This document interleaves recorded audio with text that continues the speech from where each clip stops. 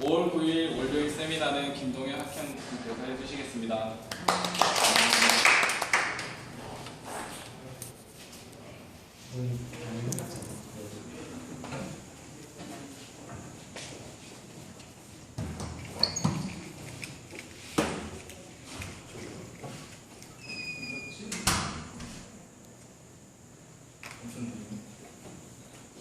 안녕하세요. 14기 김동현입니다.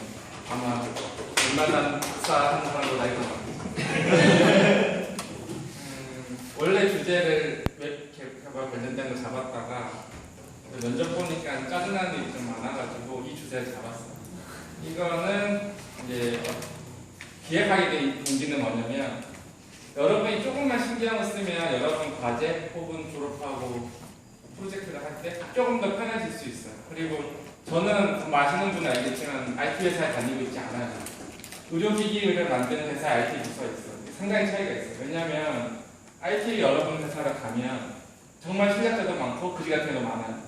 근데 IT가 메인이 아닌 회사를 가면 몇 명이 다예요, 대부분. 왜냐하면 우리나라 아직도 IT는 비용이라고 생각을 해요. 그건 여의도도 마찬가지고, 금융회사도 마찬가지고, 의료기기 아니면 뭐 관공서, IT 부서는 그냥 컴퓨터 사주고 프로그램 깔아주는 거라고 생각하고 있는데 실제로 그렇게 되지 않죠. 왜냐하면 여러분들이 지금 손에 있는 스마트폰 때문에 앱, 웹, 프로그램 이런 게 되게 많은 사람들이 익숙해졌어요. 그래갖고 이제 눈높이는 높아졌는데 이제 지원은 그만큼 하는 거를 꺼려하기 때문에 여러분들이 배울 수 있는 기회가 많이 없을 수도 있어요. IT 회사를 안 갔을 때. 그래서 면접을 보면 요즘은 뭐라 그러지? 공모전도 많고 그 다음에 어디 제출하거나 참석하거나 정부 혹은 회사에서 하는 교육 프로그램이 너무 많아요. 근데 본인들이 되게 잘났다고 면접을 오는데 되게 조그만 디테일이 떨어져서 그 사람이 별로 못하는 것처럼 보여요. 근데 오늘 얘기할 거는 일단 개발적인 건 하반기 할 거고, 오늘은 개발을 할 때 조금 더 여러분들 편하게 혹은 맞는 장사를 할 수 있게 도와주는 툴을 사용하거나 개념을 심어주는 것 위주로 할 거고요. 그 제목을 잡았는데 공지에는 안 쓰고 일단 목차는 다음과 같아요. 이게 사실은 기본적으로 소공에 해당하는 항목들이고 이 개별적인 논리적인 내용을 설명하진 않을 거예요. 원하면 해줄 수는 있어요. 근데 그럼 오늘 집에 못 가요. 그래서 이런 방법들이 있으니까 제가 원하는 바는 각 장에 키워드 제가 빨간색으로 쳐놨어요. 그것만 외웠으면 좋겠어요. 길지 않아요. 영어로 안 돼, 한국말로 돼 있어요.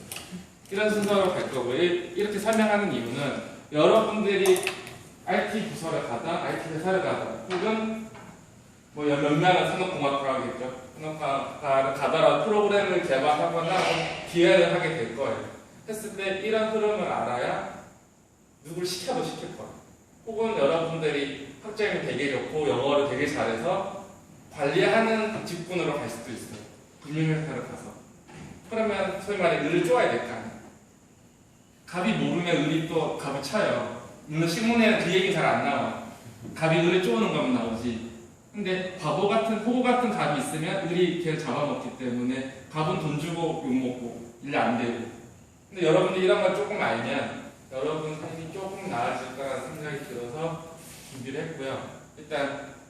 일단 프로그램을 만든다는 가정하에 설명하는 건데 난 개발 안 할 건데 하더라도 한 번쯤 드러났다가 쪼 떼쓰세요.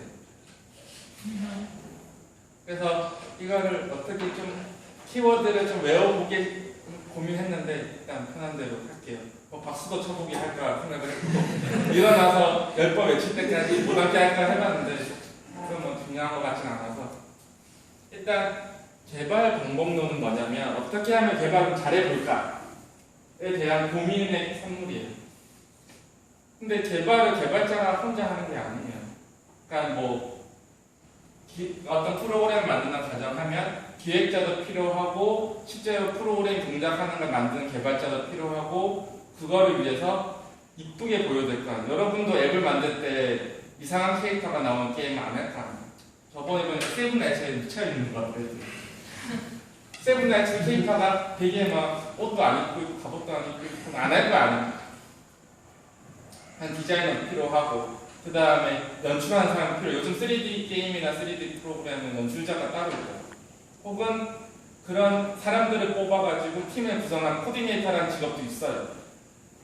그 다음에 실제로 개발 잘 했는지 확인을 해야 되잖아요. 갑자기 갑옷 들어가면 갑자기 갑옷이 사라졌어. 나 2,000원 주고 샀는데 그런 건 버그란 거야. 그런 걸 버그라고 얘기해주는 사람이 필요하고 그걸 수정하는 사람은 개발자예요. 근데 광태가 없어진 이슈를 누군가 알려줘야 고칠까. 알면서 안 고치는 애도 있어. 실력이 있어. 근데 그러니까 그렇다 보니 방법론이 필요한 거예요. 왜냐하면 혼자 하는 게 아니니까. 그래서 보통 제일 먼저 나오는 게 폭포스 개발, 그 다음에 A자일 여러 개 있어요. 그 다음에 뭐 서큘러라고 해서 나사형 개발도 있고. 아마 요거 관련돼서 좀 더 심도 있게 알고 싶은 사람은 공부하고 있으니까 아마 중간고사 지나면 더 잘 알지 않을까 싶은데 이게 가장 기본이. 근데 이게 제일 좋냐? 그런 건 아니지만 제일 쉬워요, 접근하기. 기본적으로 요구사항이 있고 그걸 어떻게 디자인할지, 이 디자인은 이쁜 디자인이 아니에요. 어떻게 설계를 할지고 구현을 해요. 그 다음에 잘 구현됐는지 베리피케이션 이런 거예요. 베리피케이션과 밸리데이션의 용어는 되게 콘티에서 써요, 회사에서. 중요하지 않아요. 심지어 저희 회사는 VMV예요.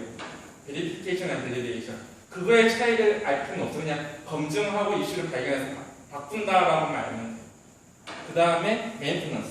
게임도 계속 주기적으로 제가 게임을 자꾸 예로 드는 게 여러분이 게임 제일 많이 하는 것 같아요. 다른 애들. 그래서 게임을 예로 들 뿐이지 게임에 국한된 얘기라고 오해하면 안 돼요. 모든 프로그램은 똑같아요.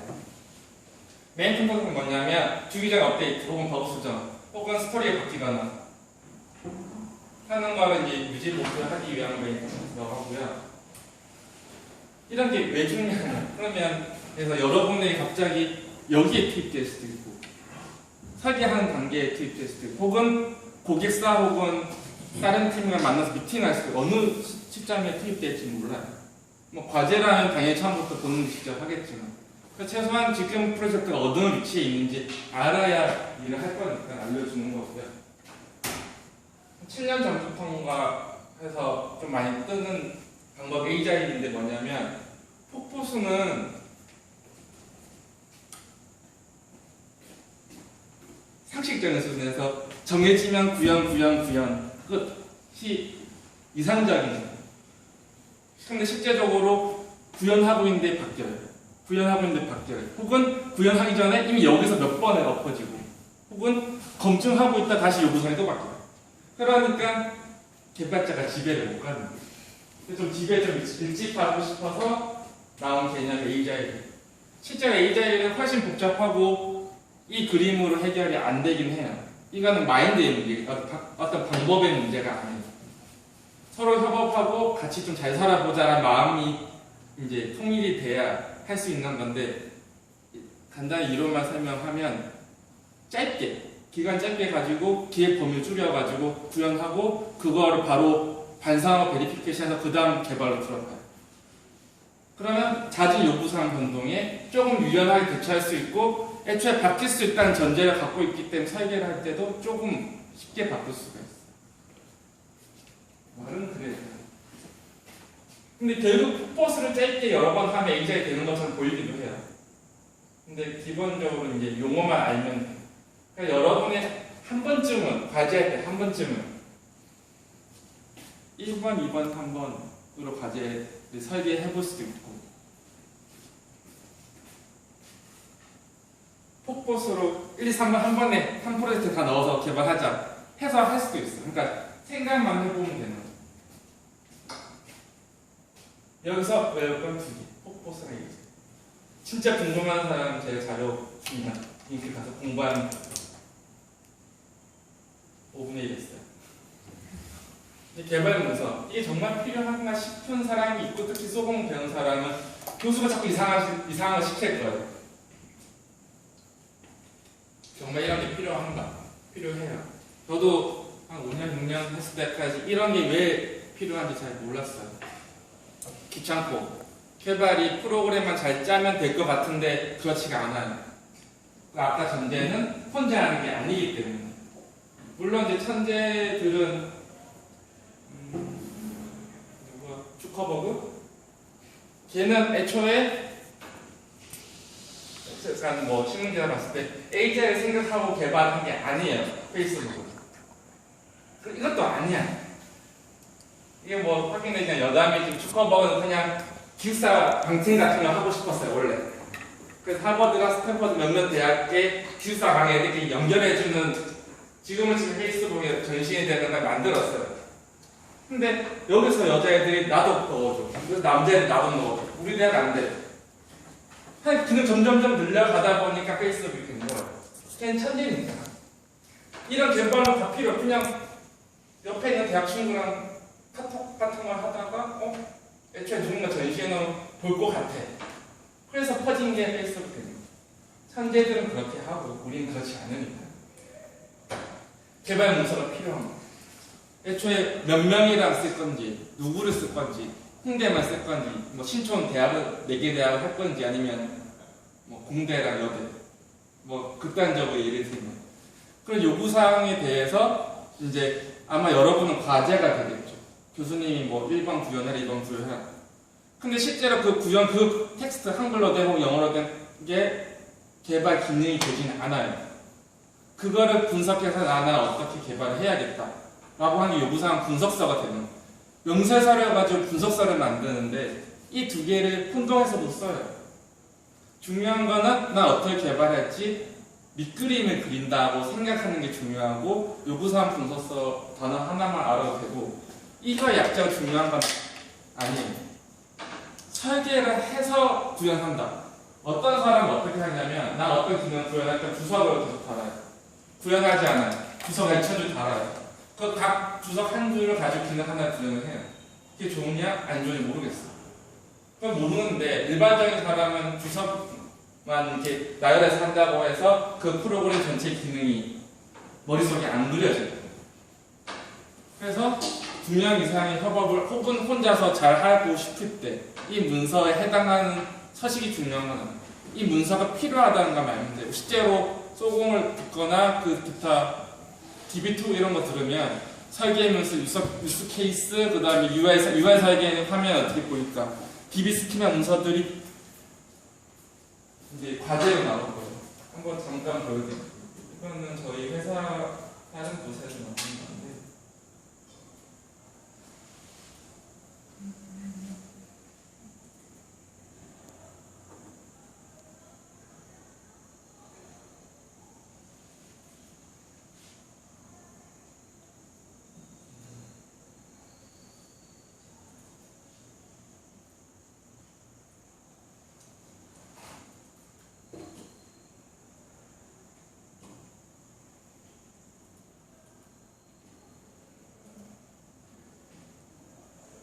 이게 뭐냐면 DB 스키마를 설계를 한 거를 문서한 걸 캡처한 거예요. 보면은 테이블 이름이 있고 각 컬럼이 이렇게 있어요. DB를 몰라도 상관없어. 이런 거 설계하는 게 있다 보면 안 돼요. 그리고 이거 뭐 읽는 사람에 따라 다르긴 한데 뭐라고 하지? 어빈이라고 있거든요. 이 포맷을 편집하는 툴은 1000만원이에요. 1000만원 하니까 이 생성된 아웃풋을 직접 볼 수 없어서 캡처를 떠서 공유하는 거예요. 이런 문서라든지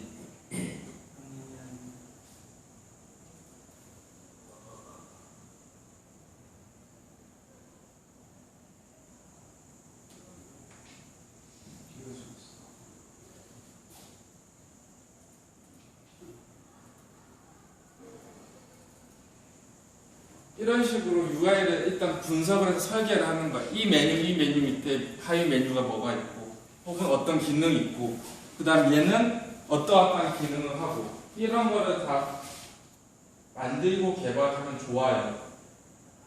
없다고 개발할 수 있어? 할 수 있어요. 할 수 있는데, 잘 하려고 하고, 집에 빨리 가고 싶어 하는 거예요.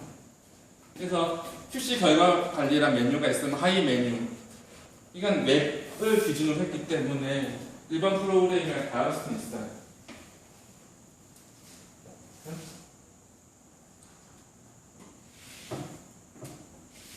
이런 문서들이 불필요해 보이지만 결국에는 필요하다는 거고 다 만들거나 아니면은 형식 때문에 포기하지 말라는 거고요. 그래서 여기서 외울 건 두 개. 네. 그러면 테스트 케이스는 뭐냐? 테스트 여러분들이 기능을 10개를 구현할 거예요. 실제 10개를 뭘 구현할지 명세를 해야 되는 거예요. 면접 본 애들은 그런 것도 있는 거예요. 제가 목표를 10개 잡았는데 하다 보니 잘 안 돼. 4번까지 하면 알았어. 근데 자기는 4번까지 되게 잘했다고 자랑을 하는데 그건 잘못된 거예요.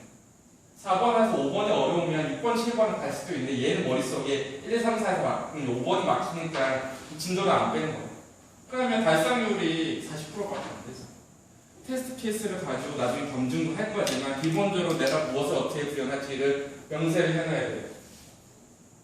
이 문서가 참 중요하고 예를 보여드릴게요.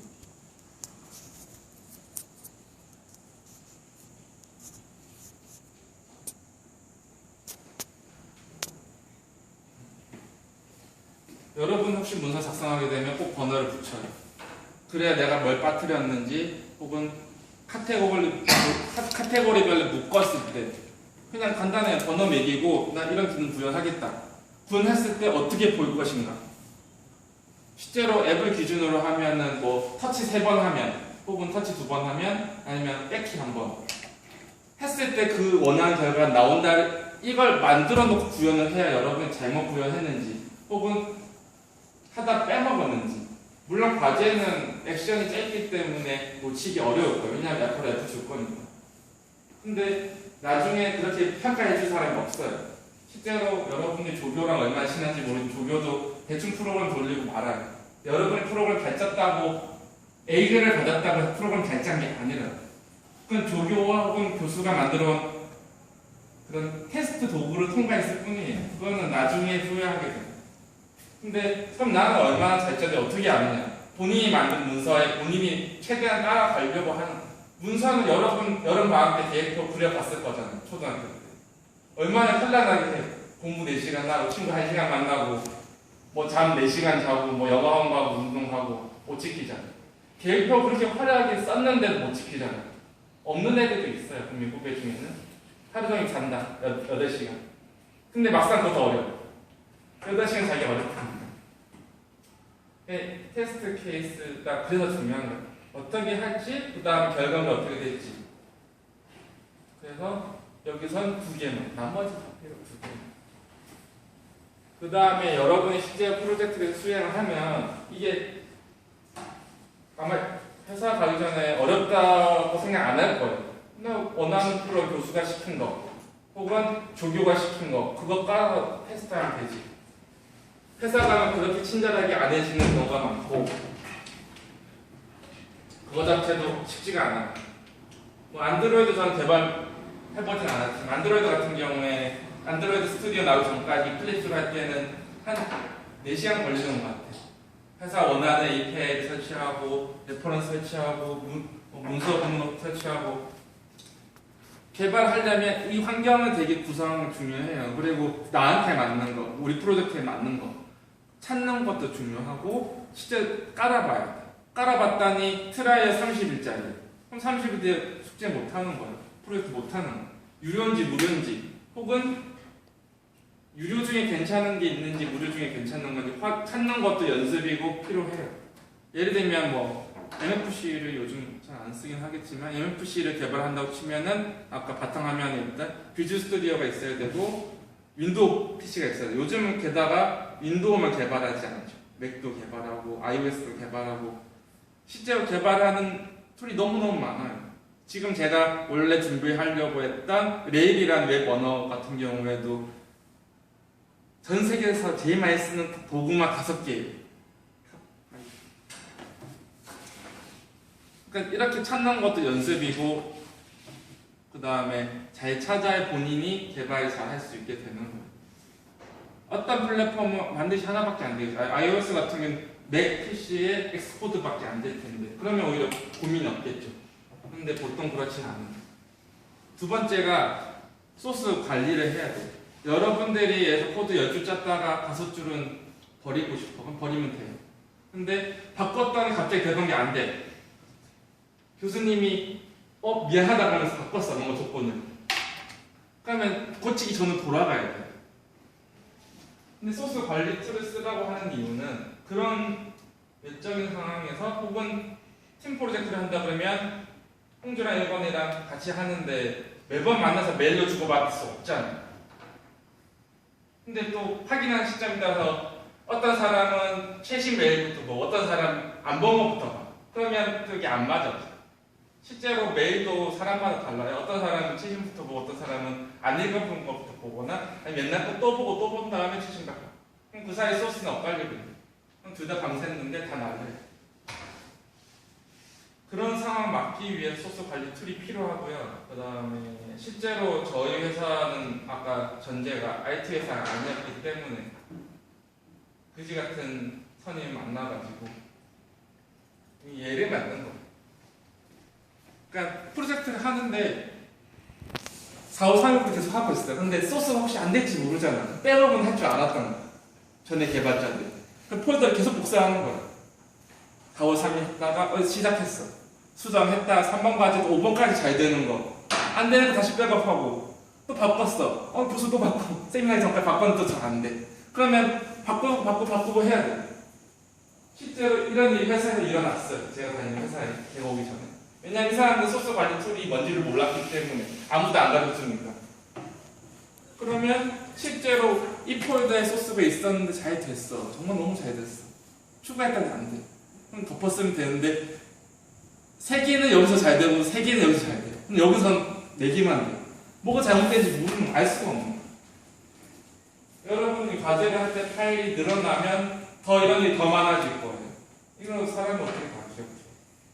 해서 나온 게 소스 관리 툴이에요.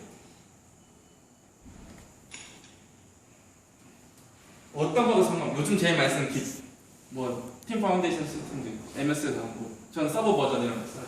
근데 이걸 쓰는 게 중요한 거지 뭘 쓰는 중요하지 않아요. 제발 좀 써요. 써요 제발. 아니면 하다못해 이런 관리 김동현이라는 사람이 예전에 뭐 고생했다더라 하면서 알려줬다는 사실만 알면 보여줄게요. 이게 와닿지 않을 수도 있는데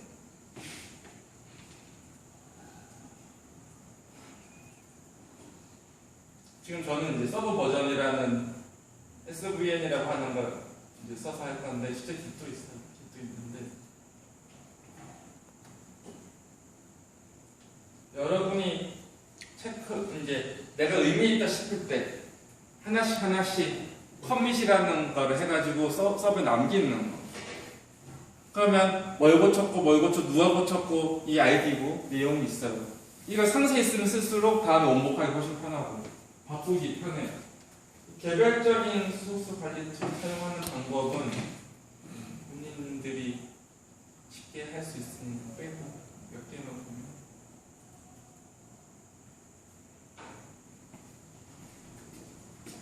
예를 들어서 난 약간 리비전 529에서 뭐 수정한 게 궁금한데 이렇게 파일이 수정했어요. 그럼 아까처럼 폴더를 복사할 필요가 없는 거예요. 근데 뭘 고쳤는지 모르는 거예요. 파일이 많아요.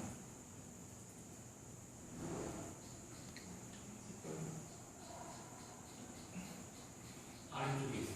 아닙니다. 그러니까 이 툴이 제일 좋은 건 아니에요. 얘 버그는 있어. 그러니까 뭐냐면 나는 여기서 이걸 고쳤고 이건 고쳤고 없던 거고 노란 부분이 생긴 거.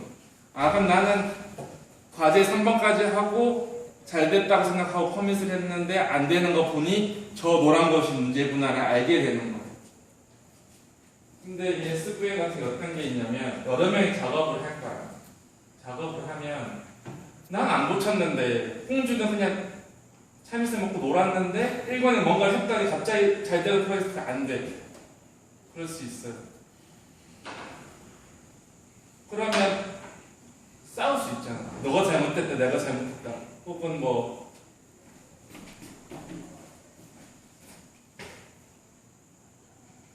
그런 싸움 혹은 문제를 해결하기 위한 어떤 그런 게 생길 수 있어요. 둘이 싸우라는 건 아니에요. 이렇게 보면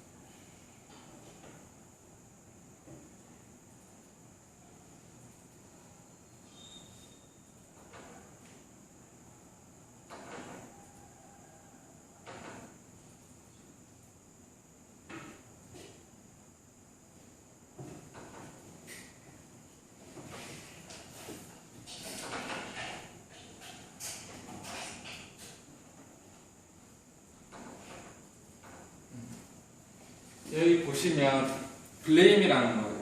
미국 애들도 남이 나한테 잘못한 게 싫은 거예요. 그래서 블레임이에요.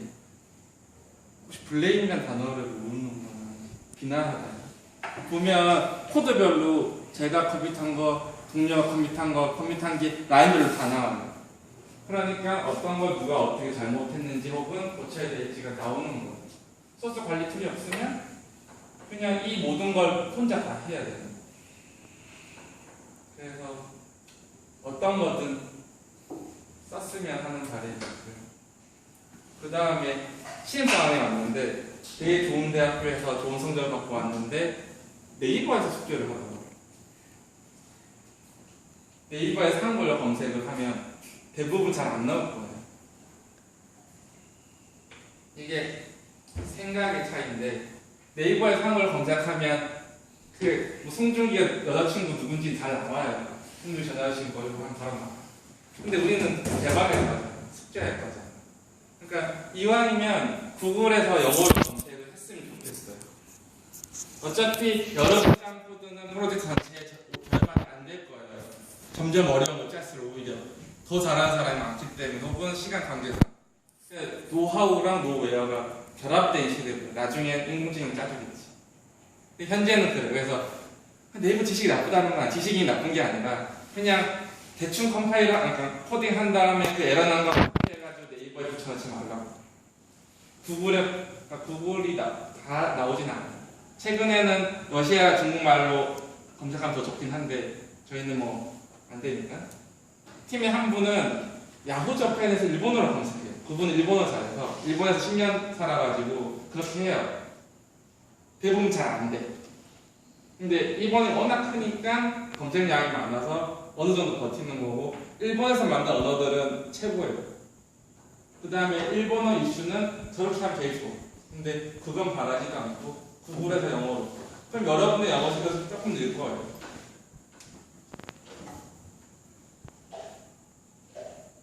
그 다음에 개발 프로그램 로그가 생기거나 아니면은 여러 가지 텍스트 파일이 생길 텐데 노트패드 플러스라는 그런 프로그램을 쓰는데 이게 좀 저는 괜찮은 거. 근데 꼭 뭘 쓰라는 건 아니고 메모장보다 훨씬 낫다. 왜 괜찮냐면 여러 파일 히스토리가 남고 마지막 저장은 저장하지 않아도 얘가 임시로 저장하고 있어. 그 다음에 웬만한 파일은 다 열려요.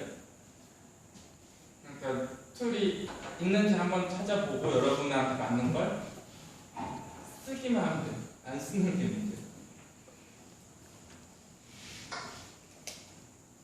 그 다음에 개발 테스트를 해야 돼요. 개발했으니까. 검증을 하고 검사를 해야 돼요. 근데 이게 또 로직상에 여러분이 의도하지 않은 동작이 나올 수도 있고 의도했는데 의도와 다르게 나올 수도 있어요. 그럼 우리 보통 이슈라고 하거나 아니면 뭐 여러 가지 버그라고 하기도 하고 그거를 꼭 해야 돼요. 그건 본인이 과제하더라도 본인이 해야 돼요. 대부분 어느 정도는 하겠지. 왜냐면 교수님이 3 나오라고 찍은 프로그램이 3 안 나오면 잘못한 거니까. 그런 수준보다 조금 더 신경 쓰면 좋고요. 나중에 여러분 4학년 되면 프로젝트를 할 거예요. 3학년, 2학년. 그러면 더더욱 검증을 해야 되는, 그러면 뭘 보고 검증을 하냐? 아까 시작할 때 얘기한 테스트 케이스. 난 이걸 하겠다. 학번을 검색하는 뭐 시간표 프로그램 만든다 하면 학번이 일단 나와야 돼요. 그런 것들. 그리고 이 부분은 바램. 그럼 테스트 케이스 내가 전부 다 클릭해서 볼 것이냐? 아는 방법들이 많아요. 테스트 드리븐 디벨롭먼트라고 그래서 TDD라고 테스트를 자동으로 해준 또 기법이 있어요. 예를 들면 어떤 거냐면 100번을 클릭해야 방패가 나온다고 쳐. 근데 내가 100번 누르는 거를 포문을 1로 바꿔갖고 한 번 클릭해도 된다라고 야매를 할 수도 있지만 진짜 100번 클릭했을 때 방패가 나온지 확인하는 게 중요하다는 거예요. 여러분이 게임을 만든다고 치면. 그럼 100번 클릭한 프로그램, 물론 이제 핵이라는 이름으로 불리기도 하고, 예전에 스타로 치면 뭐, 약간 해킹 프로그램 같은 게 요즘 또 뭐 그런 게 있던데. 하여튼, 실제로 100번 클릭해도 100번 클릭 안 하고 그냥 뭘 만들어줘요. 실제로 그런 프로그램들은 서버를 건드는 게 아니에요. 대부분. 100번 클릭하는 함수를 넣어놓고 얘가 클릭하면 그 아이템 떨어지게 해놓는 거예요. 그럼 마찬가지로 핵 같은 프로그램을 여러분 스스로 만들면 테스트가 해서 100번 클릭해서 하나 고친다고 쳐. 그러면 10번 고치려면 1000번은 클릭해요. 근데 100번 클릭하는 함수를 만들어 놓거나 프로그램 만들어 놓고 여러분 3번만 하면 300번을 클릭하는 효과로 100% 똑같은 결과를 얻어내서 테스트를 할 수 있어요. 실제로 좋은 회사의 검증팀은 저런 프로그램을 써요. 진짜 사람 100번 하지 않아요. 삼성폰 쓴 사람 있어요. 삼성폰에 버튼 100번 클릭하는 사람 100번 클릭 안 해요. 그 다음에 그 5핀짜리 케이블 뺐다 껐다 하는 거 사람이 안 해요. 서너 번 하고 말아요. 기계가 밤새도록 걸어요. 뺐다 껐다. 또 사람이 어떻게 해요? 그 프로그램은 똑같아. 100번 클릭 어떻게 4번? 한두 번 하고 프로그램 맞게. 테스트 자동화 기법은 따라 공부하시면 좋겠어요. 근데 쉽진 않아요. 저도 잘. 그 다음에 이슈 관리. 그러니까 뭐냐면 여러분들이 한 명, 두 명, 여러 명에서 프로젝트를 개발하면 버그들이 아까 나왔잖아요. 한 사람이 고칠 거 아니고 혹은 내가 고치더라도 어디까지 고쳤는지 알아야 되기 때문에 이슈 관리를 하기만 하면 돼요. 레드마인이라는 프로그램도 있고 트랙도 있고 만티스도 있고 혹은 구글닥스로도 하고 물리적으로 저런 게 안 되는 경우도 있어요.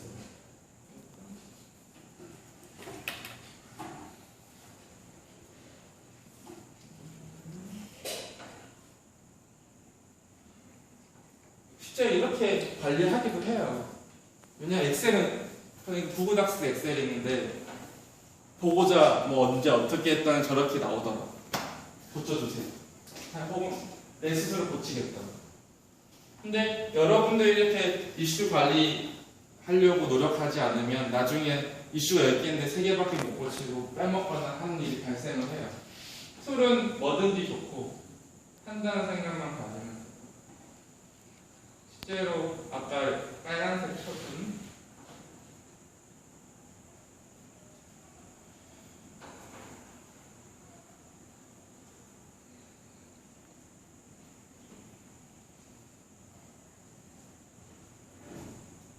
저희 회사에서 쓰는 건데 프로젝트에서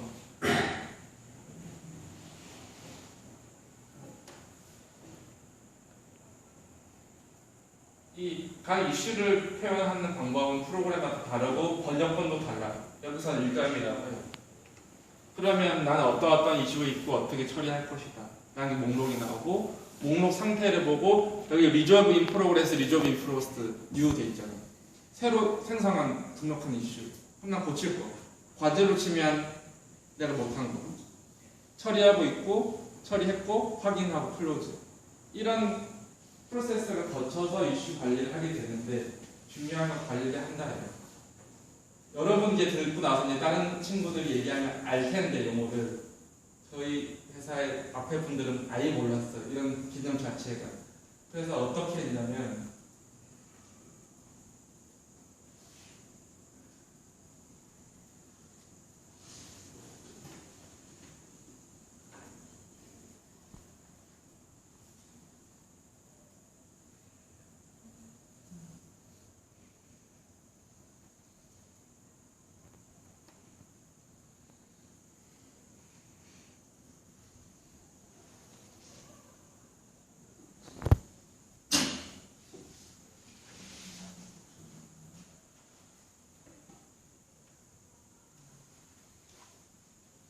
검증을 하는 사람도 전문적이지 않고 검증을 맡기는 사람도 전문적이지 않으니까 그냥 워드 문서로 했어요.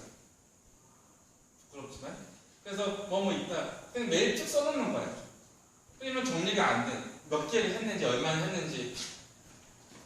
이 빨간 줄을 보면 뭔가 잘못되고 파란 줄 개발자 뭐 답변 달았구나. 또 어쩌라고. 그러면 뭐 10개 중에 5개 수정했다. 뭐 하나 제한이 안 된다. 이런 얘기를 또 매일 또 쓰게 되는 거예요. 그럼 관리가 안 돼. 그럼 나중에 혹은 다른 사람이 물어봤어. 그 이슈가 해결됐냐고. 그럼 또 워드 문서를 계속 찾아야 돼. 되지 않는지 알 수가 없네. 그래서 이슈 관리는 해야 된다.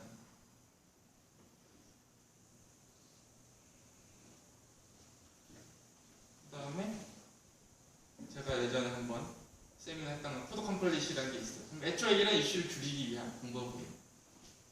나중에 시간 되실 때 찾아보시고. 자, 그럼 실제로 개발이 잘 끝나고 버그도 다 수정했고 이제 게임으로 치면 이제 출시를 앞두고 있어요. 실제 출시하고 나면 일단 뭐 어떻게 된 1.0이든 2.0이 나오면 일단 개발자는 쉬겠죠. 그때 쉬기 직전에 이 단계를 거쳤으면 해서 적어놓은 거고요. 기본적으로 코드 리팩토링이라고 코드를 좀 이쁘게라는 게 여러분이 집에 있지가 있어요. 이상한 코드 줄이기 한 동작이에요. 이건 버그를 수정하는 게 아니에요. 한 가지 말해둘 거는 코드 리팩토링이라는 거는 코드를 재배치를 하는 거지 새로 구현을 하거나 버그를 잡는 게 아니에요. 근데 많은 사람이 어떻게 하냐면 코드 리팩토링 하면서 나 기능 이거 넣고 싶어 넣고 그러면 분명히 되던 게 안 될 거예요. 그럼 코드 리팩토링 한 게 아니에요. 그럼 버그 수정한 것도 아니에요. 코드 리팩토링 한 것도 아무것도 아니에요. 리팩토링 할 때는 A라는 기능 똑같이 A가 동작하게 만들어 놓고 다시 재배치하는 거예요.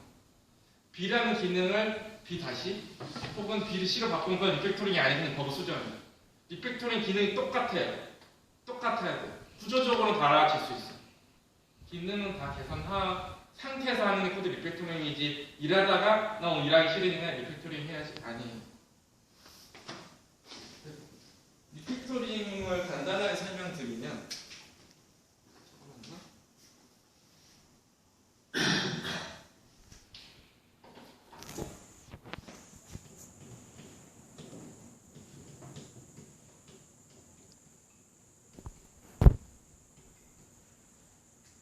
산수는 할 줄 알 거니까 곱하기는 더하기에서 나온 거예요. 너무 당연한 얘기겠죠. 코드 리팩토링의 의미는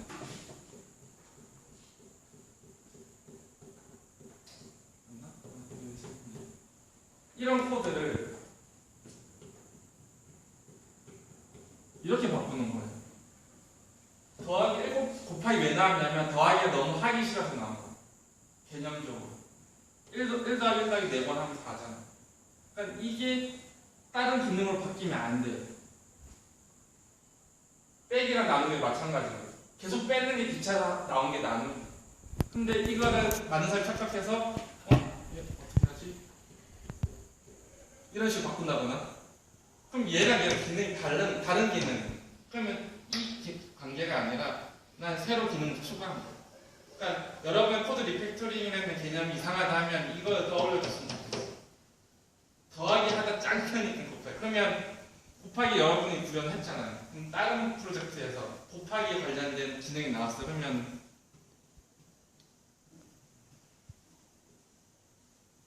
변형해서 쓸 수 있는 거예요. 왜냐하면 코드 리팩토링 했으니까. 인자가 1에서 2로 바뀌었잖아요. 그러면 4에서 8로 바뀌잖아요. 그러면 내가 2 더하기 2 더하기 4번 할 필요가 없다. 이 코드 짤 필요가 없다.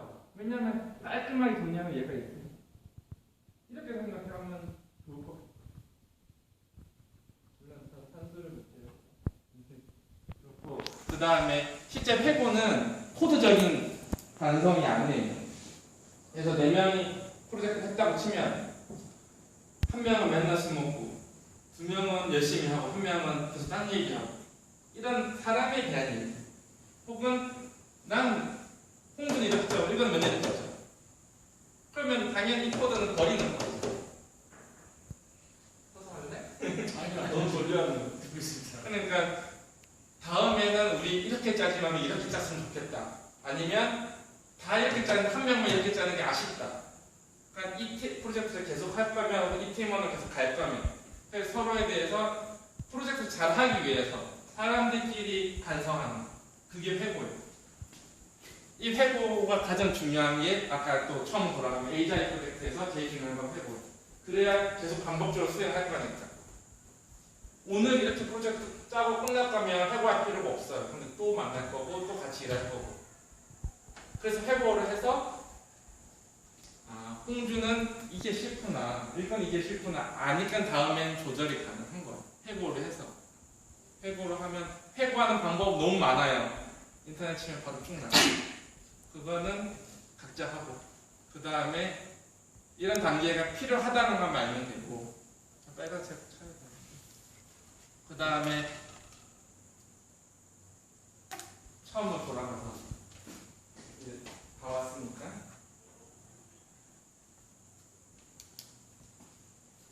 신나게 만들었죠. 여러분이 뭐 2개를 만들었을 수도 있고 3개, 4개 만들었을 수도 있어. 근데 하다 보니까 바뀌었어.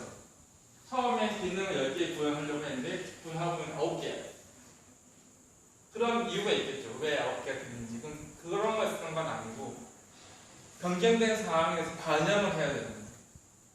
그러면 여러분이 뭐 과제를 했던 프로젝트를 했던 설계 문서랑 다르게 된 부분에서 왜 다르게 됐고 어떤 게 다르게 됐는지 갱신을 해야 이 문서를 못 가는 사람들이 추가 개발하거나 기능 변경할 수 있는 거예요. 문서는 A라고 하겠다고 해놓고 실제 결과는 B야. 그럼 문서랑 프로그램 너무 다르잖아. 할 수가 없는. 매뉴얼도 마찬가지. 이제 실제로 여러분이 프로그램 쓰면 앱을 받아도 나오잖아. 스크린샷 나오고 사용하는 방법 간단하게. 혹은 뭐 최종 업데이트 뭐 나오잖아. 앱도. 프로그램도 마찬가지. 근데 버전이 올라가야 돼요. 제가 1.0을 개발하고 또 새로 개발 2.0이 됐으면 매뉴얼 2.0이 돼야 되는 거예요. 문서랑 프로그램 일치하게. 물론 항상 똑같을 수는 없어. 그럼 노력은 해야 돼. 그래서 문서까지 갱신을 하면 개발이 마무리되는 거죠.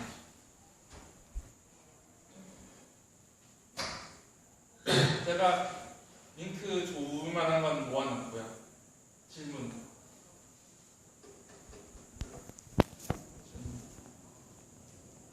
없나요? 와닿지 않을 수도 있는데 제가 빨간색으로 친 단어만 외워도 너무 좋을 것 같아요. 이거는 이번 세미나 준비하면서 그러면 여러분이 PPT를 하면 교양 들을 거잖아요. PPT 맨날 파워포인트에서 주는 기본 양식 쓰는 것보다는 저는 여기서 가져온 게 네이버 아름다운 한글 문서 서식이라는 것에서 빵 받았어요. 그러면 기본적인 구도가 뭐 나는 굴림이긴 하지만 나는 고딕인가? 다른 친구보다 조금 앞설 수 있는 기회가 되는 거. 뭐냐면 PPT 양식조차도 인터넷에 되게 많아요. 다운받을 수 있는 게. 조금만 여러분들이 눈을 돌리면 훨씬 고퀄리티의 파워포인트 만들 수 있으니까 한번 가보라는 거고 제 개인 연락 저거 그 다음에 개인적으로 하면 구글 애드센스 뭐냐면 뭐든 다 찾아보라고 했잖아요. 저도 이제 블로그를 운영 아닌 운영하고 있는데 여러분들이 공부한 거 그냥 블로그에 남겨놓고 애드센스 달면은 돈을 벌 수도 있어요. 일단 그 블로그보다는 애드센스도 저는 어렵다 생각해서 여러분이 어차피 공부할 거 아니에요. 과제할 거 아니에요. 하다못해 후배들한테 포스팅 비밀 포스팅 하나씩 해서 과제 정답을 적어놓고 수를 받고 팔아도 되는 거 아니에요. 포스팅 비밀번호 알려주고 그냥 주면 아깝잖아요. 방문자 올려가지고 실제로 보면은 어렵지 않아요. 10분만 노력하면 애드센스를 달 수 있고 구글을 달 필요는 없어요. 저는 달고 있는 거고 방문자 수가 좀 미약하죠. 1년 반 동안 이만큼 벌었어요. 이렇게 돈을 벌자는 게 아니라 이왕이면 이왕 글 쓸 거 친구들한테 카톡 하는 시간에 포스팅 해가지고 올려놓으면 최소한 자기의 레퍼런스는 되는 거예요. 난 이런 게 이런 문제가 있었는데 일단 듣고 이 광고는 저랑 무관해요. 이런 거를 본인도 공부하고 본 친구들 알려줄 수 있고 후배들한테 할 수도 있고. 근데 이제 치면서 할 거는 뭐든지 하면 돼요. 안 하는 게 문제. 그 다음에 정리해봤더니 저도 자료가 다 없더라고요. 제가 최근에 했던 세미나인데 혹시 이 중에서 앵콜 같은 거 바라면 해줄 수도 있고, 일단 목록 이런 건 자료만 달라면 제가 자료 줄 수도 있어요. 근데 웹은 저도 이때 공부 잠깐 하고 말아서 퀄리티가 떨어지고 윈도우 폰은 망해서 아마 안 보겠지. 그 다음에 그러면 요거랑 요거 두 개 정도 아마 경쟁력이 있는 것 같고, 다음 세미나는 루비란 걸 할 거예요. 아마 그때는 오늘 보여준 거 지금 하겠죠.